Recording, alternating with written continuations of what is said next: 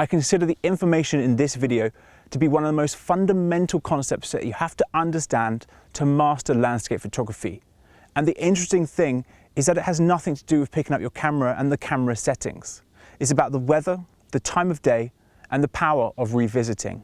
Let's start with the time of day. I pretty much only shoot my landscapes first thing in the morning and last thing at night. So when the sun is rising and when the sun is setting. The reason for this is you get a much softer light and much more beautiful shots. Harsh shadows and bright blue skies don't make for great landscape photography. Colourful clouds and soft light make for some really dreamy landscape photography. The time of day that you shoot is very important. Now there is an exception to this, and that is the weather. When you have an overcast day, which we've actually not had too many of recently, but an overcast day is still a great time to shoot. In fact, there's many more hours in the day that you can shoot when it's been overcast, or there's clouds in the sky and some of the light is poking through. The weather plays a huge role in your success as a landscape photographer. You don't particularly want bright, clear blue skies. If you can get some mist or some fog or some clouds or some rain, you can make some really interesting photographs. Bright blue skies don't have the same effect. So watch for the weather. The weather and the time of day are going to have a huge impact on the photographs that you capture. And that's why it's so important to revisit a scene. The power of revisiting is huge. This is the third time that we've stopped at this location now to shoot this church in the background. The first time we came, it was covered in mist. You could hardly see your hand in front of your face. The second time we came was around this time.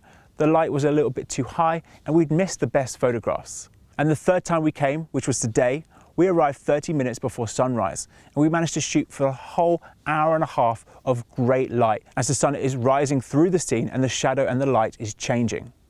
The importance of revisiting a scene can have a huge impact to your photography. Of course, we don't always have the luxury of reshooting a location over and over again, but I would hedge to say that you could probably visit a place at least twice in one day if you needed to. So if sunrise doesn't work out, you could come back for sunset.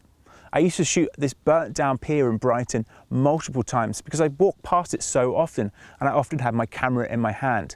And the result was that I got a ton of different photographs and many of them were totally different because I've revisited in different weather, different times of day and, just as importantly, different times of year.